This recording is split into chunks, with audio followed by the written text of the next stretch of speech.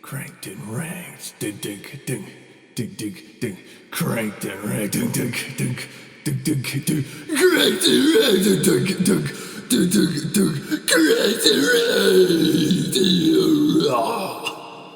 Translation, welcome to Cranked and Ranked. Yes, hello everyone. We are back finally with Obituary Part 2. The episode the universe didn't want to happen. But goddamn it, it's going to happen. For those of you who are new and you're listening to Part 2 first, that's weird. My OCD kicks in when anyone does that. I'm like, no, you go Part 1 first, but whatever. This is the top obituary albums according to us. So welcome. This is a podcast, YouTube show where we rank rock and metal related discographies and other things. It's mostly just us talking a lot. So if right here out of the gate, if you're not on board with this, then sorry, it doesn't get much better. But yeah, Obituary Part 2, which is the top 5 obituary albums. We split it into 2 parts, bottom half, bottom 5. This is the top 5, and it's going to be pretty much a love fest because I don't have really anything negative to say about any of these albums. So it'll be fun. It'll be a nice, light, good time for everybody. And as usual, I'm your host, Old Head, and with me, as always, is Mr. Eddie Sparxx. That's me, yes. He normally doesn't sound like that. I usually sound like this. Yeah. I'm not going to attempt to do any of those vocals because I can't. It's awful. I already regret doing it myself. I have like cassette tapes from the early 90s where there's me trying to do death metal vocals, and it is very cute. Nice. That's never going to see the light of day because it's all that shit where I was like writing songs by myself using like a Casio keyboard drum sound and then layering it over it with cassette tapes over and over again with guitar, and then me over it kind of doing a kind of thing, And, I remember one time I was hanging with some of the kids that were into sort of like, the deathcore kind of stuff back when I was in high school. And I remember one time, he was playing it out of a shitty phone speaker, and we all went to do the growl at the same time, and I hit this gnarly voice crack. So I just went,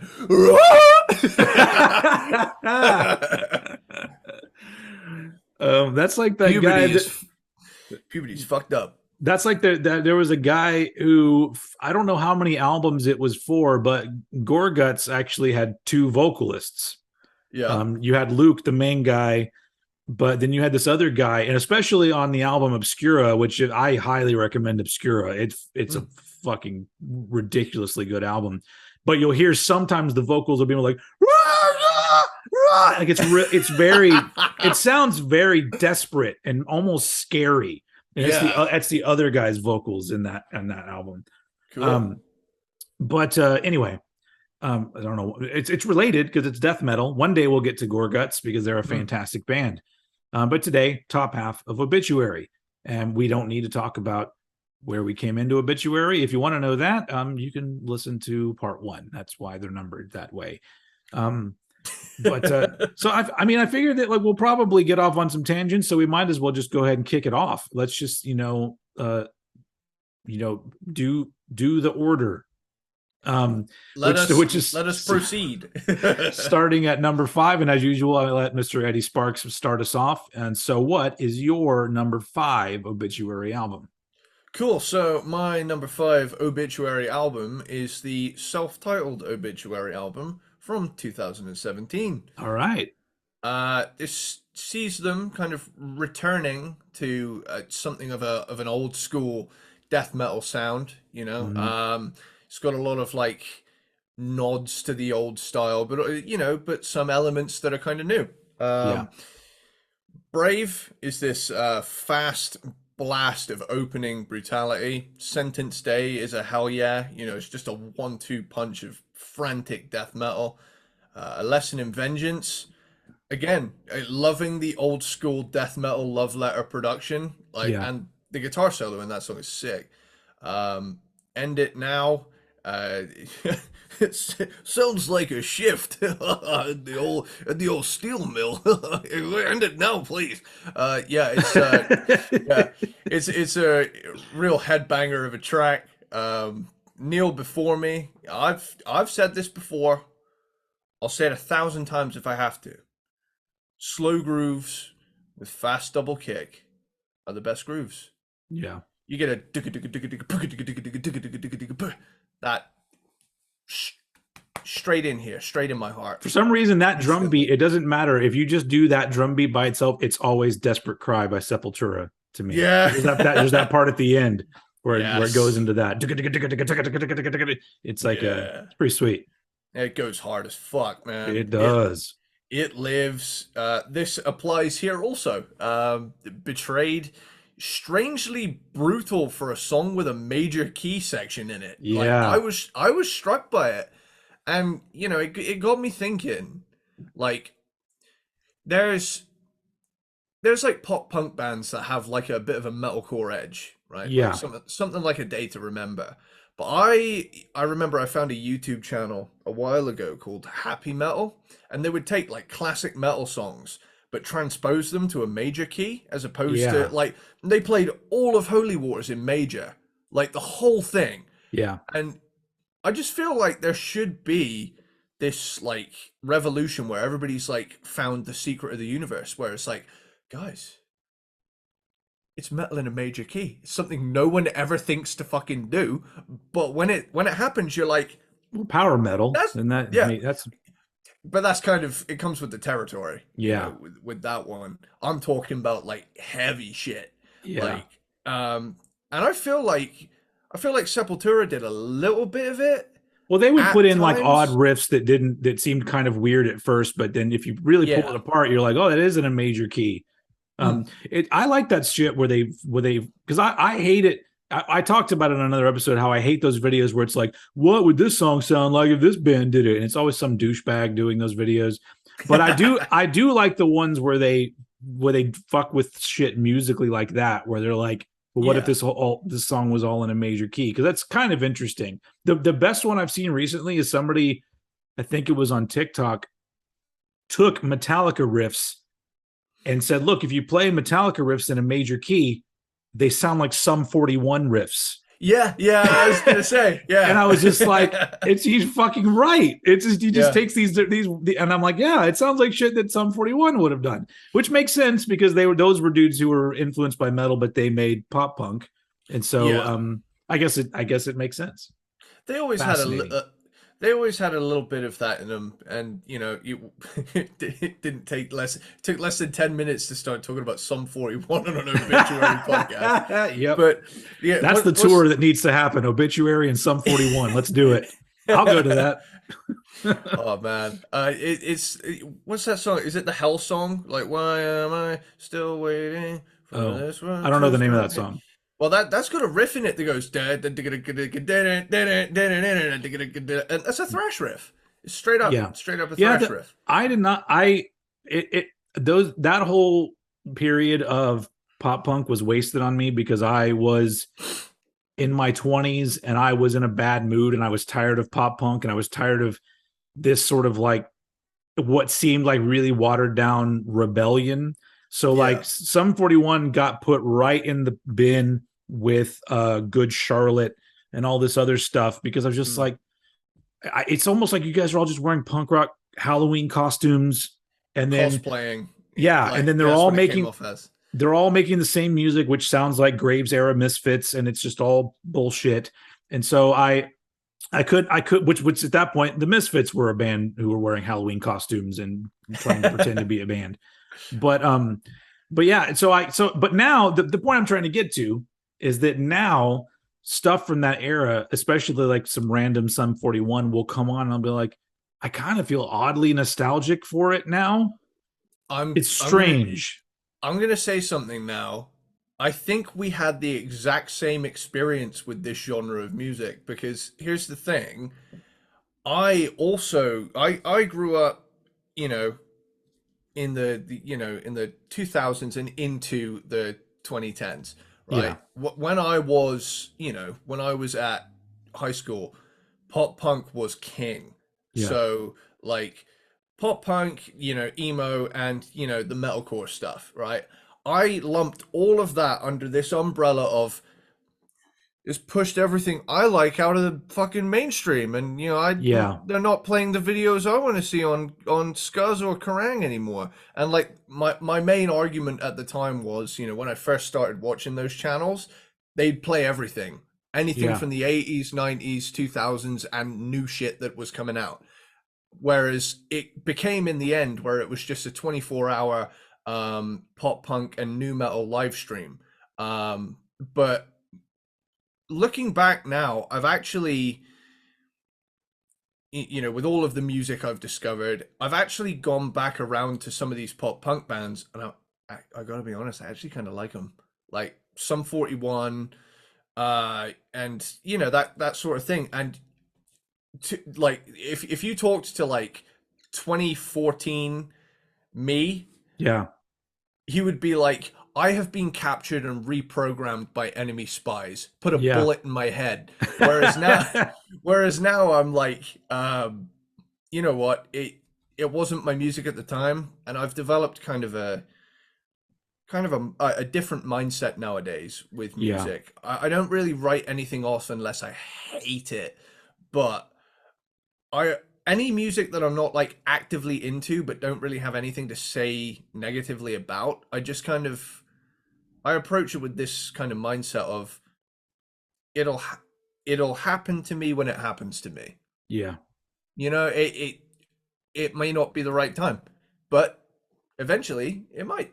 yeah. It But very, yeah, very well might. Speaking of that, since we're on the pop punk tip here, there's like a very, very strong rumor that all the Blink 182 boys are back together now.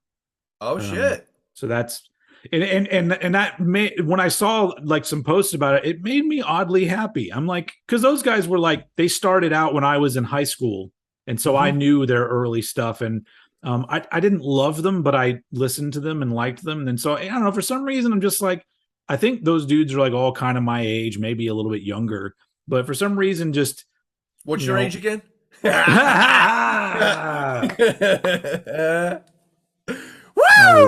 That was Woo! genius.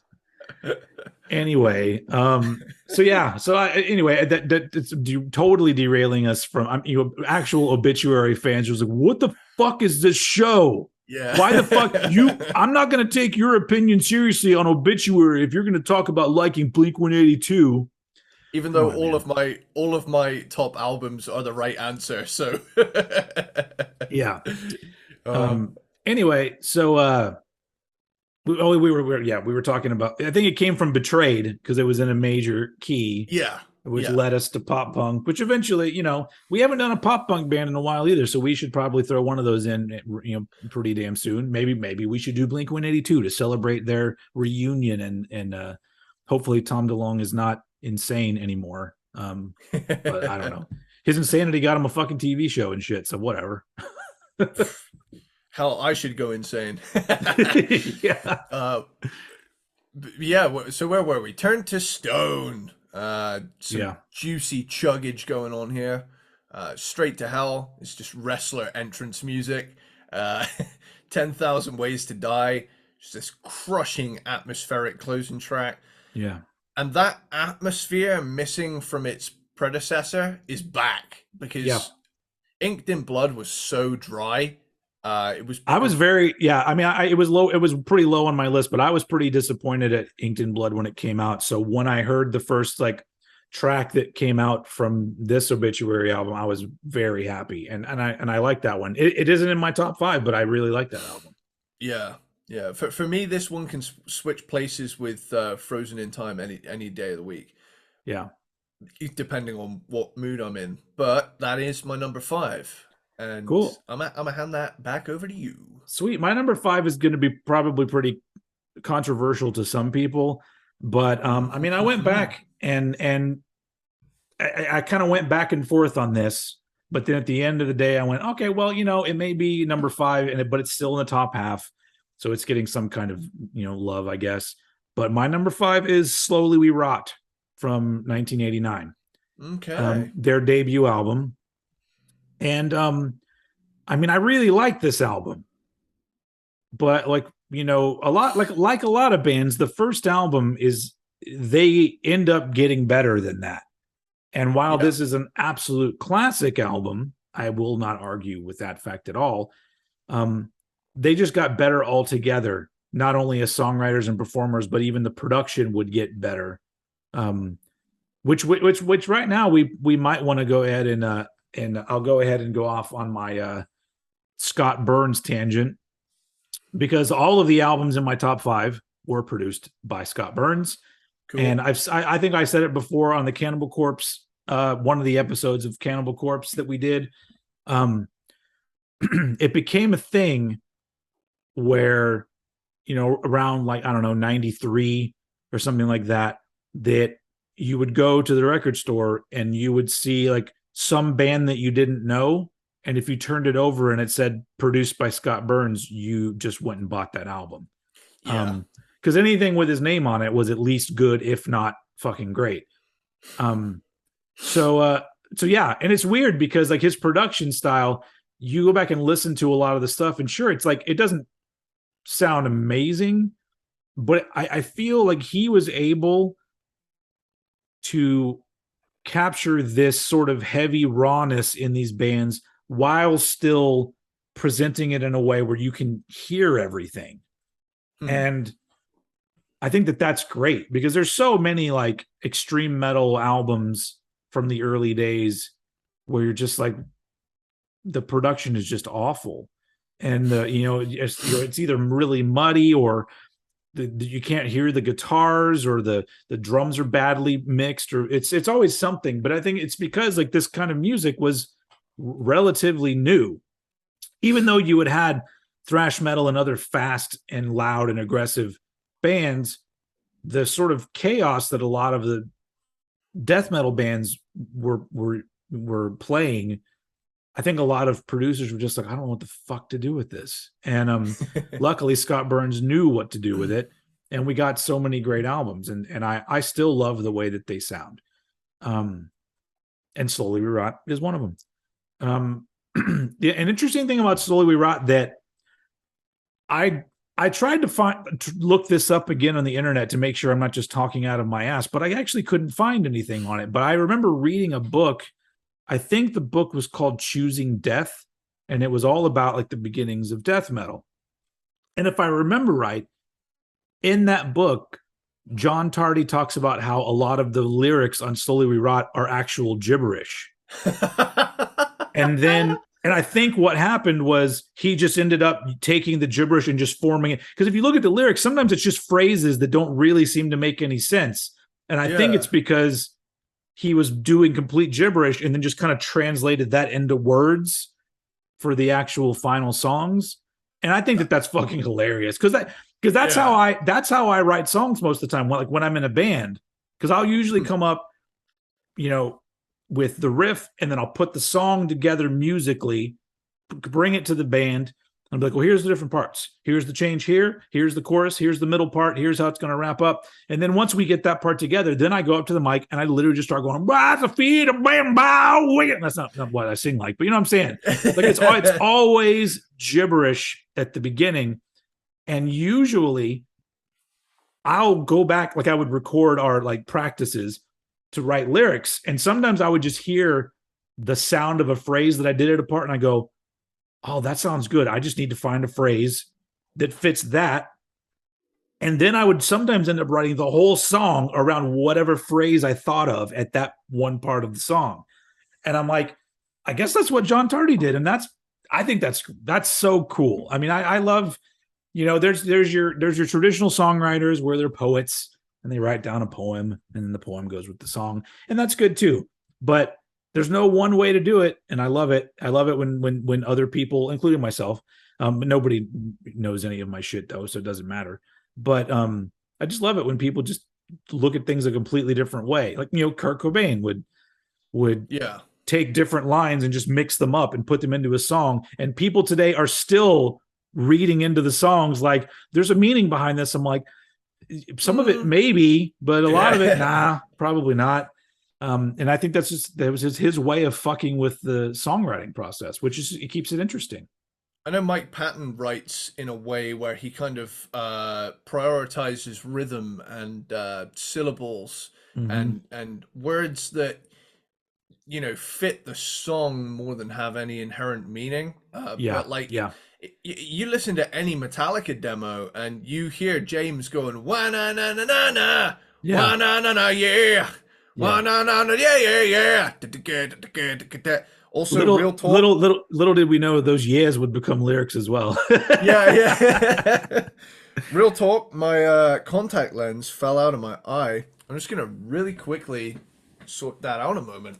Okay, a little contact replacement music here. Replacing contacts. Gotta put the solution on so it doesn't irritate his eye. Here we go. It's the contact lens time. He's taken a really long time. Don't poke yourself in the eye. I did it. All right, cool. Yeah. That was not one of my better songs, but it served its purpose. Christmas #1, mate. Straight up. Anyway, back to Slowly We Rock. It's a great album. My biggest gripe about this album, production wise, is that I've always thought the guitars are not loud enough in the album. It's still good though. But the thing that's great about Slowly We Rock and Obituary as a band is that they already had their own sound, their own unique thing going from album #1. They already had a sound where you would listen to them and go, well, you're not going to mistake this for any other band. And that's fucking cool. But like I said, they would do everything better than this, in my opinion. But I do enjoy the rawness of early death metal albums, but I just think if you're ranking them for quality, they did many albums better than this to me. And this is not a go-to Obituary album for me, even though I do really like it. And at times it sometimes struggles to hold my attention, but that's why it ended up being #5, because I think it's a great album, but the 4 that come above this to me are just amazing death metal albums. And so we can just move on from there. Move on to your #4. Cool. So my #4 is The End Complete. All right. So I don't know. I'm gonna say one thing right out of the gate. Yeah. This is up there with Harder Than Hell by Kiss for album mixes ruined by a snare drum. Oh, you think so? And it's because I don't know if it's like poorly remixed or remastered reissue. Do a shot every time I say re. But really, it's what the one I listen to, and I'll admit it's the version on Spotify. Yeah, I don't think it's been remixed. You know how some albums you can fucking crank them and they don't hurt your ears. This one, the whole mix is fine apart from the snare. The snare, I wanted this album to go louder. Yeah, I can see that. I wanted this album to be able to go as loud as my top 3 can, but for some reason the snare on this album is just so piercing that it kind of like nerfs the whole mix, because I'm like, unless I like ride the fader every time a snare is going to show up. Yeah. It's I was listening to it in the car, and I had it at the volume I have all the other albums at, and I was like, I'm in pain. Which ironically, which is the name of a song. Opens the album, and it's a good opener. I liked it a lot. What a fucking segue! That was beautiful. That was brilliant. Yeah. So back to 1 is awesome. Song wise, this album is just killer early 90s death metal. Yeah. But here's the thing: dead silence. The production on this album feels a bit thinner than its predecessor, with a snare that feels like a knife going in my ear. But, you know, in the end of life, I love it when they go sludgy. Sickness, killer riffage, but again, it's the cracky thwacky snare. It's the quacky thacky snare. It's the quacky thacky snare. Sorry, there's our Christmas number one. That was a thuggish ruggish bone in the style of. Anyway. Where was I? Corrosive, Obituary doing what they do best. Killing Time is more of that. Incomplete is a killer title track. Rotten Ways. It's basically, you know, stylistically, Cause of Death with Alan West returning for lead guitar duties as opposed to James Murphy. But, you know, I like the album. It's let down by an unfortunate snare drum issue for me in the mix of it. Yeah, I don't know why it doesn't really bother me that much, but I guess I can see what you're saying. Yeah, it may just be the resonant frequency of my ear, you know. Yeah. It may be just a specific problem with me, but like, because you compared it to Hotter Than Hell. I'm like, well, the snare just sounds like he's hitting a cardboard box. Like, it's not. But yeah, I think my point more is that maybe not the sound of it itself, but like whatever frequency it hits. Yeah. Like it feels like something's hitting my eardrum as opposed to blessing it with wiggly air. It's like something is actively punching the fucking thing. Yeah. But you know, I feel like the production on the likes of the album that came before it and the album that came after it, I feel have quite a nice rounded drum sound. Whereas this one's pretty tinny and cracky. So that kind of let this album down a little bit. That being said, it's still in the top 4. Yeah. Because it's the band doing killer fucking death metal. Yeah. So yeah. Cool. Back to you. All right. So this is an interesting because this was a little bit lower originally, and then it moved up because the more I listen to it, the more I'm pretty impressed by it. My number 4 is Frozen in Time from 2005. Cool. Their 6th album, and I think the reason why this one really works for me is because it's their first in 8 years. They kind of split up and then ended up coming back together with Scott Burns again, whereas the previous album that they did, the fuck is that other one? Back from the Dead? Back from the Dead, they had a different producer. So they're back with Scott Burns, who, from what I've read, had never did another album after this, I don't think. And I think he came out of retirement to work with Obituary and then moved on with his life. I don't know, Scott, you out there? What are you doing? But this album just has such a great energy, and it really feels like they were kind of fresh and ready to go and felt excited to be back together making this music. And it just comes across in this album for me. And it is more of Obituary just doing Obituary for the most part, but it's got some also really interesting song structures. There are some songs where I wasn't expecting where the song went. And then for a band like Obituary, you start to know kind of what's going to happen. And Frozen in Time has a lot of moments where I'm like, they really tried something a little different there, structure wise anyway. But it seems to me that Obituary is the kind of band that, because obviously in the last episode we talked about albums, or even, with your problem with the snare on Incomplete, but other recordings of them feel too flat or not punchy enough or not heavy enough, and something's weird about it. And I just feel like Obituary is this band that they show up and do what they do, and they have to find the right person to capture that, because when you do, it's fucking brilliant. So yeah, plus this album is 10 songs and 34 minutes long. That is perfect. That is absolutely Yeah. perfect. And yeah, this is one that, like, you know, when it came out, it wasn't really anything I was interested in at the time. But over the years, the more I've listened to it, it's really grown on me as one. I'm just like, yeah, this is a fantastic album. And for a band that came back in the 2000s and did something this strong, it's pretty great. So that's my number 4, Frozen in Time. Nice. So we're in bronze medal territory. Hell yeah. Number 3. So my number 3 is Slowly We Rot.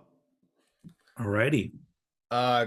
So the Obituary sound has arrived, you know, right out of the gate. Like you said, there's no mistaking their unique take on the genre. Yeah. You know, setting it off with Internal Bleeding, just this ripping opener, sets the tone for the record. It's just terrifyingly filthy. And at the time, like, you know, I was kind of spoiled, you know, with knowing that death metal exists. Yeah. You know, growing up when I did. Hearing this the first time around must have scared the shit out of some people, even people who like metal. Like, you know, because some of this is like otherworldly. John Tardy sounds like a fucking monster. Godly beings. Like, this album has a real evil atmosphere to it. Sounds awesome. Till Death, God, their slow riffs never disappoint. Like even something not particularly memorable will still get me nodding along if it's played by Obituary. Yeah. Slowly We Rot. I have one thing to say about this banger. Bong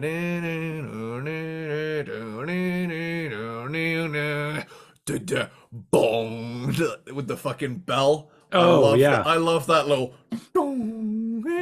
Oh, that favorite moment on the album. I just love that like cheesy little synth bell because it's like it's of the era.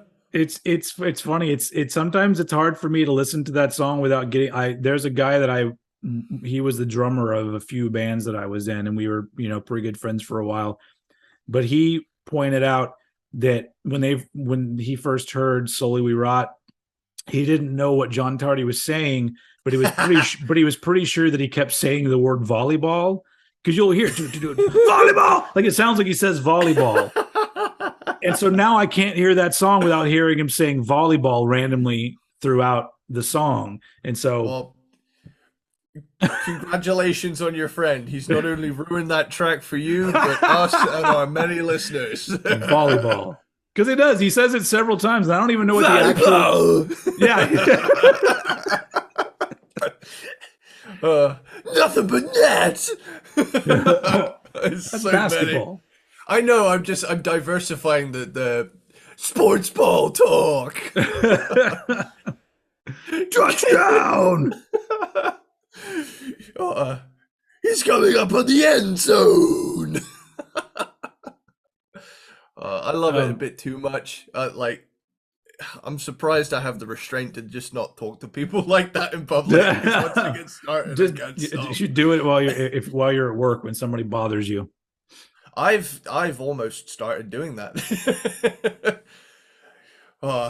We've recently moved the cheese section to where the ham used to be, and it's like I love you. You understand that you've never on a podcast explained what you. I don't think you've explained your job, and then you just pop in with the cheese and the meat or whatever. Yeah, it's you know, I do a little 9-to-5 side hustle outside. Apparently, of the podcast. there's food wherever he works. Yeah, I like to keep things ambiguous to, you know, save myself from getting doxxed. Yep. However, I have confessed that it is a retail environment. So, well, that's, you know, that could have been anything, because my first job was retail, and that was at a Best Buy. So no, we don't have any more brie.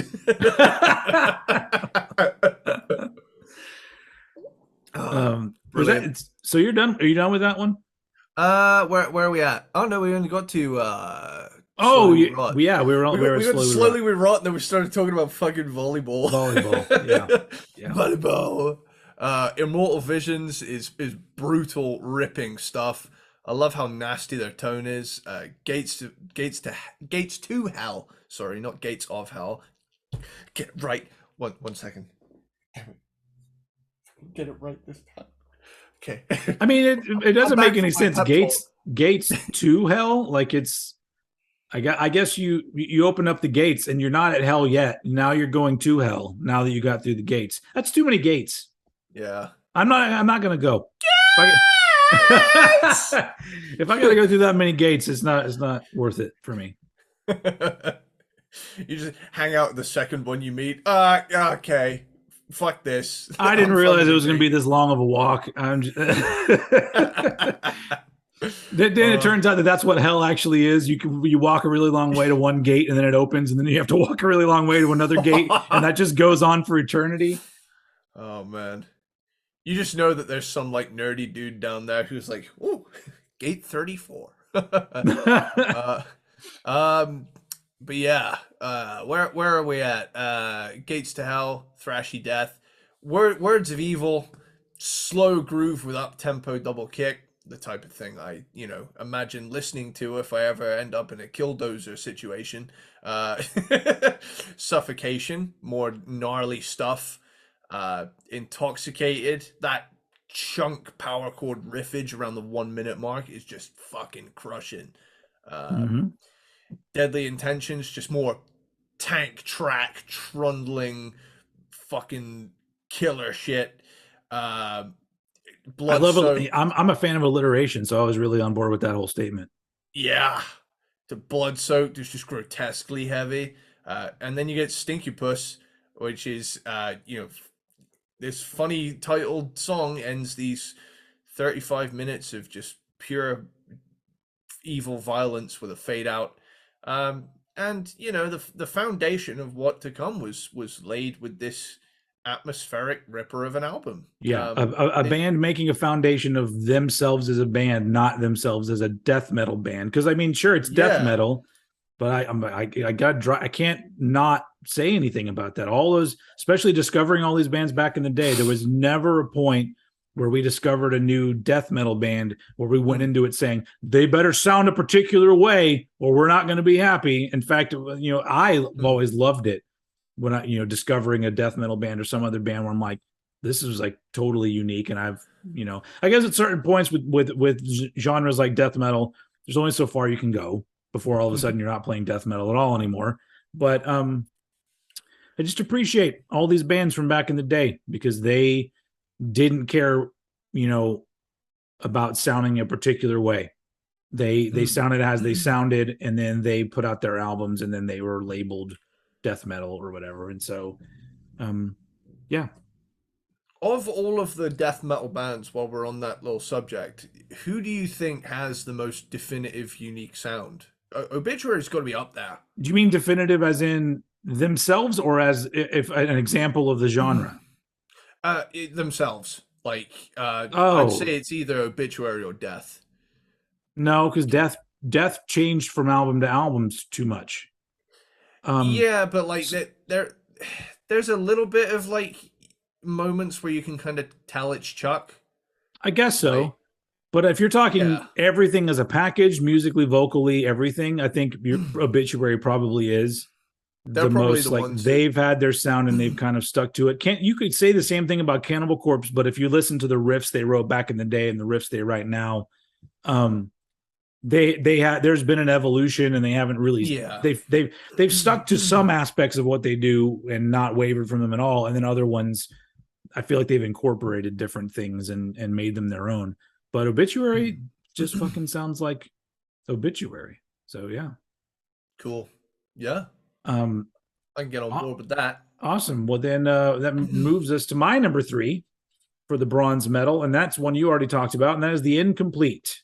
1992. Their third album, and apparently their best-selling album, which is weird because I didn't think it was the go-to Obituary album, but apparently it's the one that sold the most for them. So that's fascinating. That may have something to do with it being 1992 and Cannibal Corpse and that kind of push for death metal to, come into the mainstream a little Well, yeah, more. at that point you were seeing like stories about death metal bands in major publications and stuff. So I guess yeah, it did get a little light shined on it. And then of course was it 93, 94? I don't know what year it was when Beavis and Butthead started, and then all of a sudden they had death metal on Beavis and Butthead. So you like during the day watching MTV, Yeah. you would be exposed to death metal. Yeah. Yeah. You just So butt. but anyway, yeah. So I think that the production overall in the Incomplete is better than um the previous album, the Cause of Death. Cause of Death, not the Cause of Death. Um, Wow. but I guess with the snare, I kind of see, but I think overall it just feels like a much more polished album. But I don't know. I almost feel like I need to go listen to them back to back on whatever you're listening to them on, and then kind of see if I can feel the difference there. But I think for me, it's because I just have them, because it's death metal and because Obituary does such a crushing version of the genre. I I blast it to ear damaging levels probably anyway. And yeah, I think of all the albums sonically, I think Cause of Death is the album that you can crank and at all levels you can hear everything and yeah, it's heavy and it doesn't hurt. Whereas like, even with World Demise, there's a few things going on in there with like yeah. the lead tone, but anyway, Well, as you were saying, sorry. I think maybe it has to do with the fact that as much as I love Cause of Death, which it's because it's not, I haven't talked about it yet. It's always bummed me out that John Tardy uses an effect on his vocals on that album. Hmm. I don't know if you noticed it. There's like I don't know if it's a flange or some kind of thing going on where it's on all of his vocals. There is an effect, and I'm like, well, he doesn't need the effect. Why is it there? But so it's always I've not kind of really bummed me out. If you go back and listen to it again, there's an effect on his voice the whole time.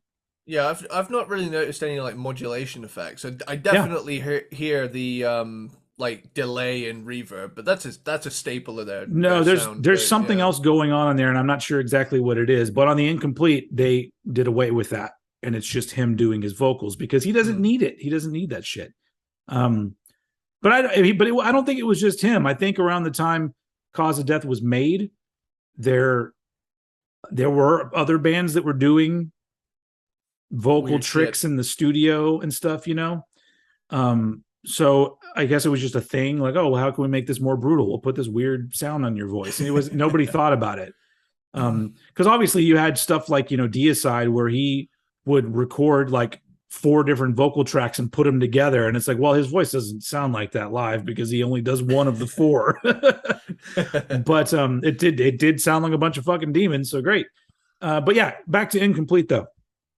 I just think it's a really heavy and punchy album. It comes in at number 3 for me, even though I really like it, because I think musically speaking, there's not enough of a progression from Cause of Death to Incomplete for me. But I do think with the Incomplete, it really does feel like while they're not necessarily making a big step forward, they are really honing in on all of their strengths and figuring out like, what do we do best? And it's almost like Incomplete is them kind of making this album where they're figuring out like, what's the shit that makes us who we are, and then where is our sweet spot. And then the album following the Incomplete is where they literally just live in the sweet spot for an entire album. So overall, it's a killer album. It's a classic death metal album. But yeah, the other 2 above them, I think, are much better examples of just them completely ruling as a band. But this is great. It's just less great than my top 2. Cool. So I think we have a pretty beautiful matching number 2 and 1. I mean, we could have opposite 2s and 1s because that happens a lot. Okay, but I am, placing a bet here, judging on the fact that behind you you have two Obituary albums, and one of them is one we have yet to talk about. Okay, you can't really And see him today because it's dark in my room today. But that's the self-titled, and that's Cause of Death. Feel free to place your wager. okay, so my number 2 is World Demise. All right. Is it? Oh shit, dude! Keep in mind that World Demise is not cheap on vinyl. So that is totally fair. Hence the spaces that are empty because it's hard to find affordable copies of some of their stuff. But no, my number 2 is not World Demise. But go ahead, and let's talk about World Demise. Wow, like this used to be my favorite. Like this was my number 1. But then something shifted recently where I listened to Cause of Death, and I've already given away my number 1. Yeah. We both have, but I mean, to be fair, like both of these are classics, and I would not argue with either one of them. Being number 1 or number 2. So it is a difficult decision to make. So for me, anyway. Well, kicking off World Demise, you got Don't Care, which is probably my favorite song of theirs as a song. It's like fantastic. I remember seeing the music video for that song on TV. It was probably Scuzz. And oh my God, I remember the first time and I was like, mouth agape, jaw to the fucking ground. Yeah. So so I was already an Obituary fan, and this album came out, and I bought it because obviously Obituary is not a band that releases singles, and so I don't think I had heard anything. I don't think I had heard one song off of this album yet. And I remember bringing it home, and my parents had a better stereo system than I did, but they never fucking used it.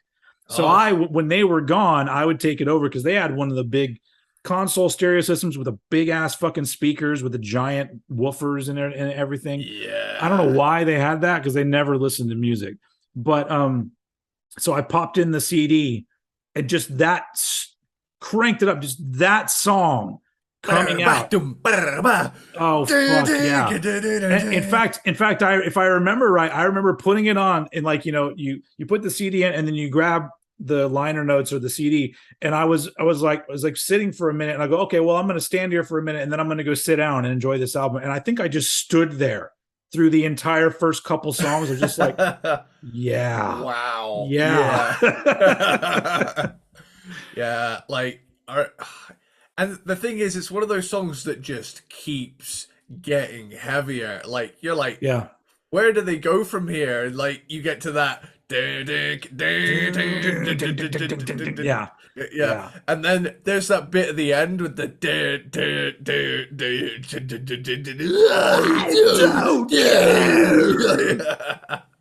oh, it's amazing. And like that song, like I say, for the video watchers, this was me the first time I heard that. Like clickbait YouTuber face. He did a surprised and also pleased face at the same time. That's the face I did. That's the face all the ladies make too when he's around.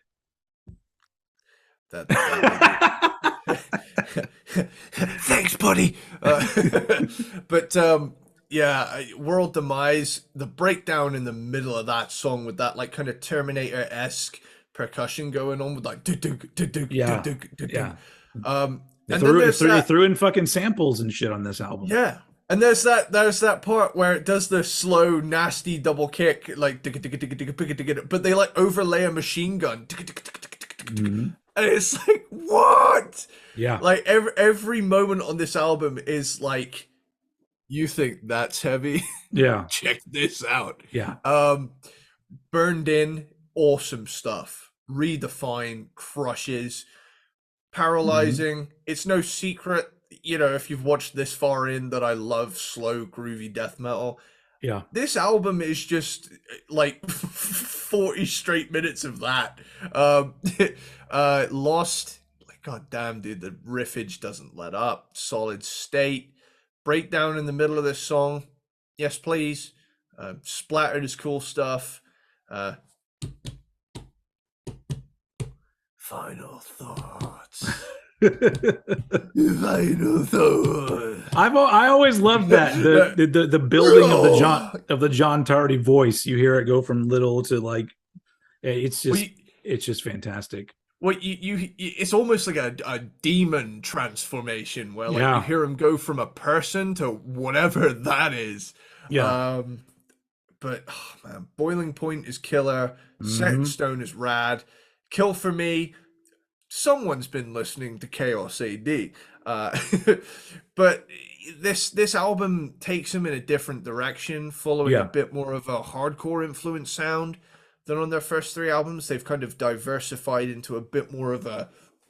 But I mean, but if you think, but really, when it boils down to it, all they did was just get rid of the faster parts, which honestly wasn't all that they did. It was not even half of what they did. It was maybe a third of what they were doing. Most of their stuff was already grooves.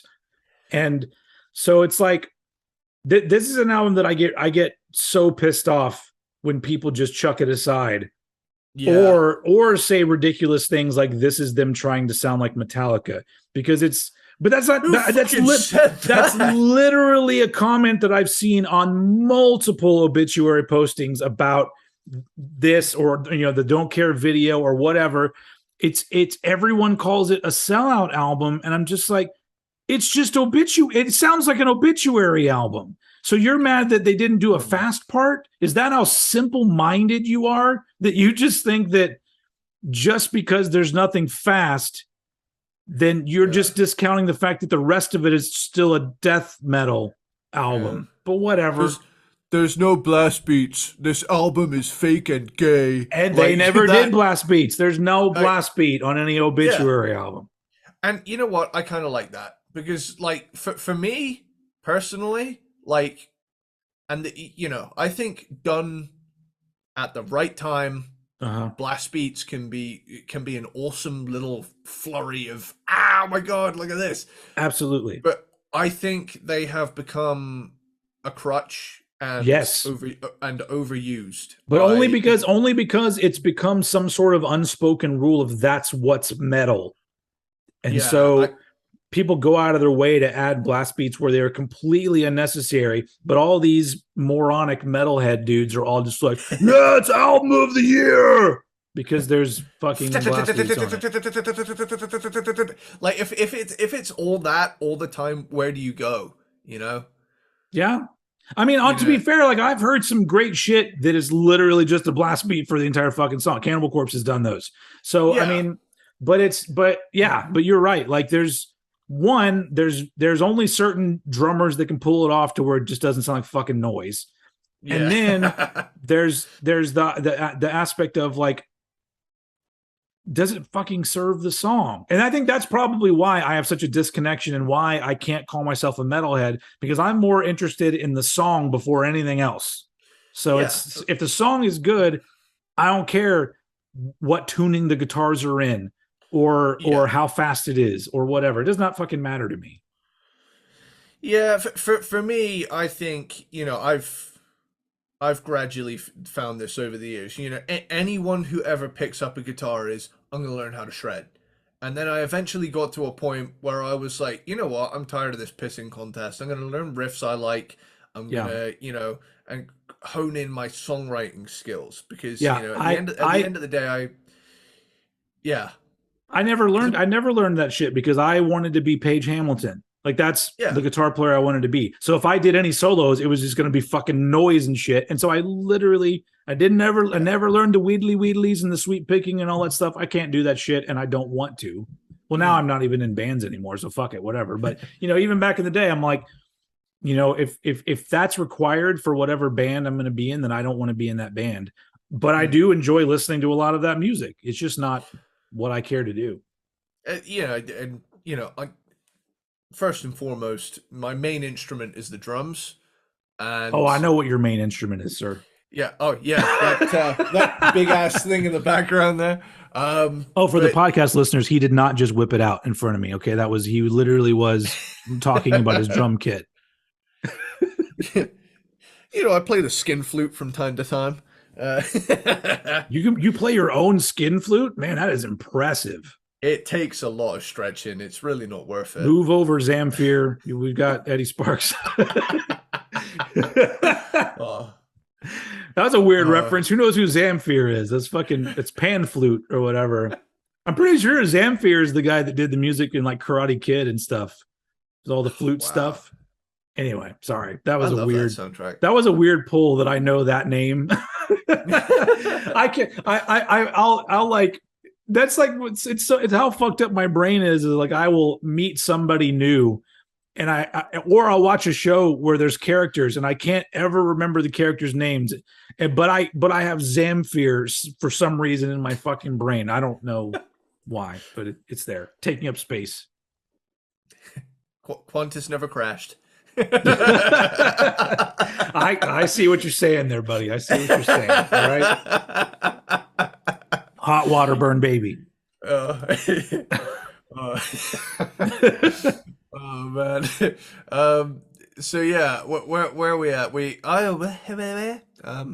Yep, that's about where we were. I take back everything I just said. Yeah. So I mean, I'm gonna hand it over to you for your number 2. My number 2, which is not it's not World Demise. It's my number 2. Your number 1, Cause of Death from 1990. My introduction to Obituary, their second album. Awesome. Fucking James Murphy on lead guitar. Amazing guitar player. He's played in a lot of things. Just look him up. So I don't know. Totally. He just rules. Anyway, I already talked about how I'm not really into the effect on John Tardy's voice. Just go listen to it again. You might be able to hear what I'm talking about. But if you play it back to back with the other albums, then you'll hear it. You'll go, oh, there's something there, and I don't know what exactly it is. It may not be. I'm not Mr. Technical Man, so I don't know what kind of. But it reminds me of a flange, where it may even be something like a phasing issue or something. It may not be an intentional thing. Fuck, I don't know. Either way, it's always kind of bugged me. But this song is just fucking chock full of classic shit. And from their first album to this album, it's such an incredible jump in songwriting and performance, and of course production as well for me. And I love this album because, like many second albums, it has that great combination of still a little bit of rawness, but the progression of where they were trying to go as a band is there. And it just is such a great snapshot of 1990 extreme music. There's a lot of albums from around that time that I put it on and I'm just like, I just love how this music sounds like the early 90s. And I don't, there's death metal bands nowadays that are all trying to go for this classic production style, but for some reason they don't know how to do it right. And I figured out what it is. There's so many bands, and maybe it's not just the bands, it's the producers as well, or engineers.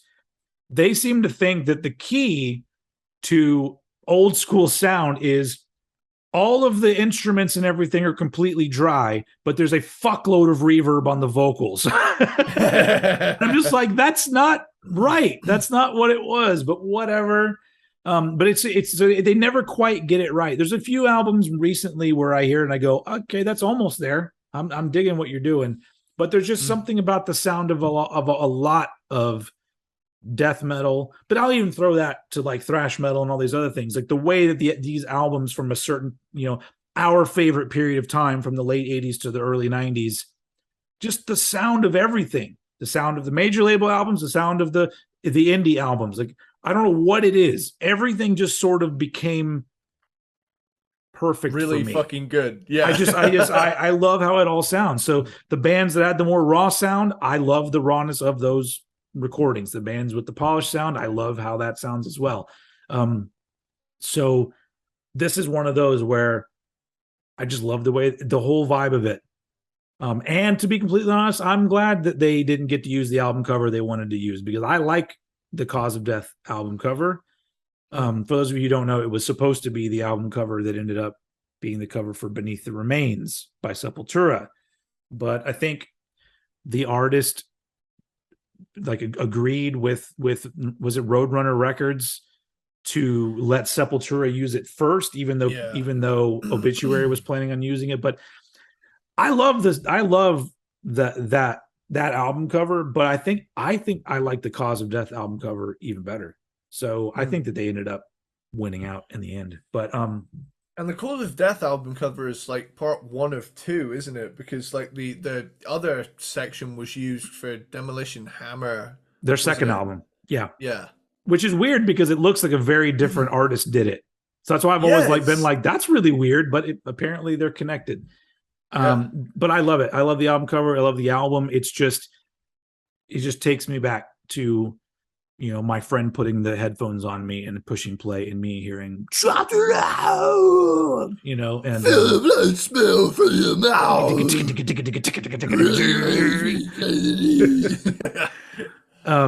Yeah, fucking, it's a classic. But in my opinion,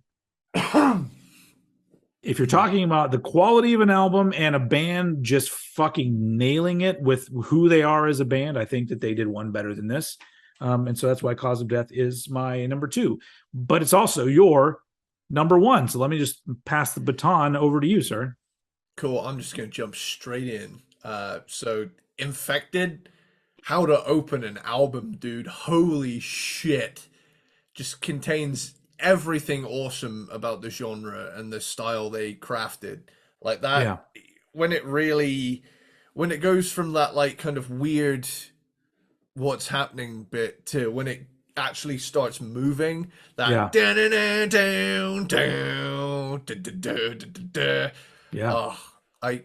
it's just slow and atmospheric and evil, and it's so heavy.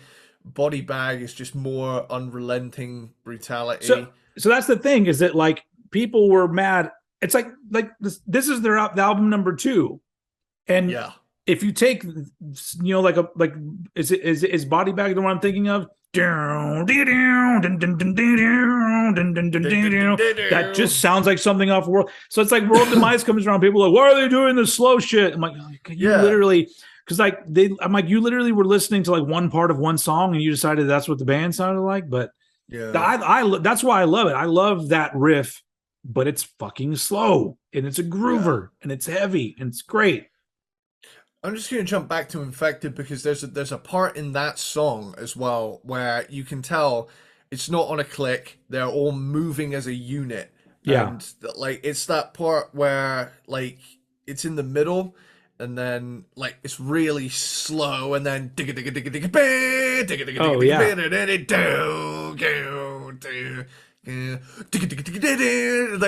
like there's a real push and pull, and it's like an actual band playing, and not somebody on their laptop copying and pasting shit. And it feels like this undulating beast almost. Like it sounds how the album cover looks. And when that happens, it is just this unification of like the whole package. It just really fucking kicks ass. Jumped in Half needs no introduction. I mean, holy shit. Yeah. Like track 3, and it's still this quality. Circle of the Tyrants, sonically, this album to me, which we've just mentioned Sepultura. Sonically, this album sounds like what Sepultura would have done if they went full death instead of groove. And Circle of the Tyrants is a cover song. Yes. Which I like better than the original. That might be blasphemy to some of you, but I'm not really into Celtic Cross or Celtic Cross, Frost, whatever it is. Celtic Frost. I'm one of those weird people that like I've heard, do you say Celtic Frost or Celtic Frost? What sounds better to you? I say Celtic Frost. Celtic Frost. I'm going to start saying it wrong, but that's just no. That sounds right. I think it's because over here there's a sports team called the Celtics. Even though I'm pretty sure that's probably pronounced wrong, but it's I'm an American. I'm not that bright. But but Celtic Frost stuff. They've always had like songs where I go, oh, that's pretty cool. And then other songs where I go, I could give or take this. But I realized that they're an important band in the early days of like extreme metal and stuff like that. But But the Celtic Frost album that I really like is the one where they went glammy. Yeah, because I just think it's a really enjoyable album, and I once again I like those the whatever you call it, the stepchild that nobody likes kind of album. Redheaded stepchild, yeah. I'm always the one. I mean, you don't say that anymore. It's ginger stepchild. But also, what's wrong with gingers? Okay, just kidding. Have you seen that? Just while we're on the subject of that, because it's so funny. There's this like kind of comedian singer songwriter Tim Minchin. I think I've heard the name. Yeah.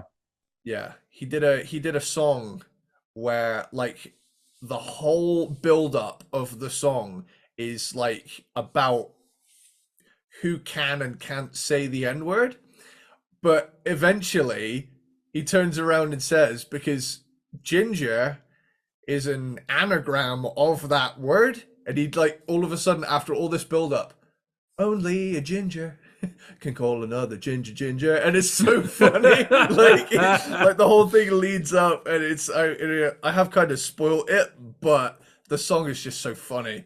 Like plus the whole that's let's dig into that saying, since you brought up redheaded stepchild. It's such a weird saying, because in actuality, like, that just means that if you're redheaded, that's more unique than blonde or brunette. Mm-hmm. So that shouldn't that be like the special child and not the one that you don't like? Like, I would just, if I would be like, well, shit, that's awesome. How do we get a redhead out of this? I don't know. I just think so. It's such a weird saying but that's what I was trying to say, is that I love the albums that people hate on unnecessarily, because in the grand scheme of things, a lot of those albums are not bad.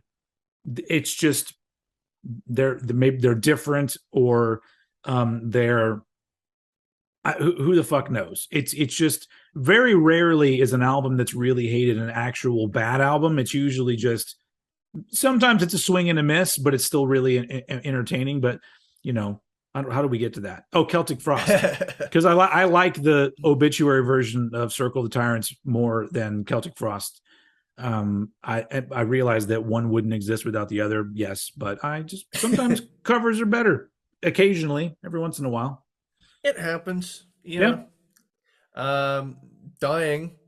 The song, not the actual thing, is fucking awesome. Yeah. Find the Arise, speedy one here, definite Slayer influence. Cause of Death is gnarly. Memories Remain, fuck yeah. Turned Inside Out, killer closer. Death Metal Perfection, Cause of Death, 1990, hell fucking yeah. Yeah. I mean, that's how difficult it is with my 1 and 2, is that talking about Cause of Death, my brain goes, yeah, that's my number 1. And I go, no, but I decided that World Demise is my number 1 from 1994. Just because ever since it came out, like, it wasn't the first album I heard by Obituary, but it was, even at the time, I listened to it and said, this is just these dudes finding their sweet spot, and everything just sounds fantastic. To me, the production is fantastic. John Tardy's vocals are fantastic. The riffs are fantastic. The overall packaging of it, adding the little bit of studio fun with samples and stuff, because that's the shit that I like. I'm all about throw in everything you got on a studio album for me, and then when I go see you live, play your song live. I don't, you don't need to bring your laptop. There's two different things. Yeah. Yeah. So I like this because, when it comes to Obituary, this is them at their most experimental. But if you really want to, take a step back, they were just kind of doing a lot of the things they were already doing, just a little better. And they kind of just got rid of, we don't have to, why do we have to be fast? And they don't. Yeah. They don't need to be fast. It's unnecessary. They took the best part of their sound and just leaned right into that. Yeah, absolutely. And to me, it's like, I think it feels like the heaviest album they ever did. Just the actual sound and the feeling of it. It just feels so fucking heavy. And I just think that the small but annoying and well, no, never mind. I'm gonna start that again. We're gonna start the whole episode over. All right, ready?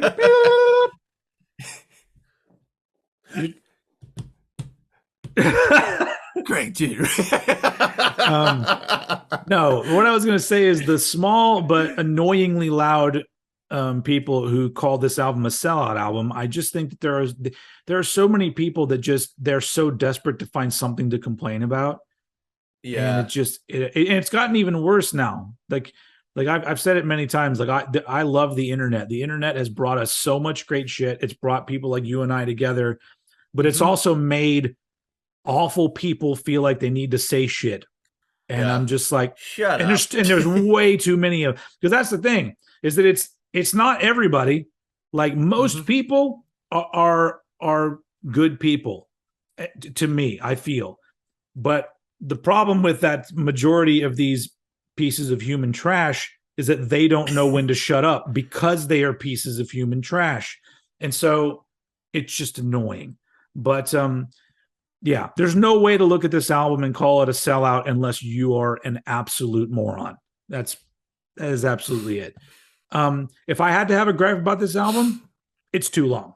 It's 50 minutes long, and that is too much. I don't know what song I would cut out. That's a really tough one. This would be a good grooved and removed because I wouldn't know. I think every song has something that I really like about it. Yeah. But yeah, I really just think that this as an Obituary album sounds the best to me. And it's one that over the years has just become one that like, it kind of draws me to it when it comes to Obituary. Cause clearly, like, Cause of Death is the classic and I love that album. But for some reason, when I think Obituary, I don't think of like Chopped in Half, which is where I first learned about him. I think of Don't Care. Like that's somebody says Obituary in my brain. I hear, I hear that riff. And so I think it's great. Would I say if you're not into Obituary, is this the album to start with? I would say no. I would say start with Cause of Death or even start with the self-titled album, the last one they put out in 2017. But World Demise is just, to me, fucking amazingly well done, and my favorite Obituary album. So there you go, my number one. So that brings us to the end of Obituary, and so as usual, we can do our 3, 2, 1. Yeah, we did it. I should have known. I don't know. I'm not going to get many opportunities to do that on later episodes, so I'm making the most of it. What we're gonna do, we'll do more death metal eventually, and you'll get to do all kinds of different vocalists. You'll get to do. Ooh. That was literally a Cookie Monster kind of thing going on there. Yeah. Fight for life, breathe, hanging by the rope. The body just twitches there. Anyway, yours is even better.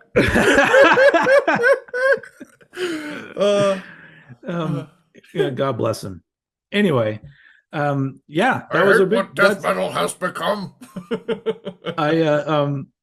That was fun. Obituary finally, Obituary finished. So thank you all for your patience and peanut butter platypus to those of you who are still with us. On our 101th episode. Yeah. Yes. So yeah, you have anything to say to wrap up this episode? Does anyone have a lozenge? Because I'm kind of fucked my throat. Imagine those singers that do that every night. John Tardy goes on stage, not every night, but a lot of nights they're on tour. Yeah. So I want to know what his warm-ups are. Popping strepsils, just eating cough sweets constantly. Probably. Yeah. So yeah, Obituary, one of the classic death metal bands. I think when it comes to the classics, we've already done Cannibal Corpse and Death and Obituary. We got to do Morbid Angel. We got to do Deicide.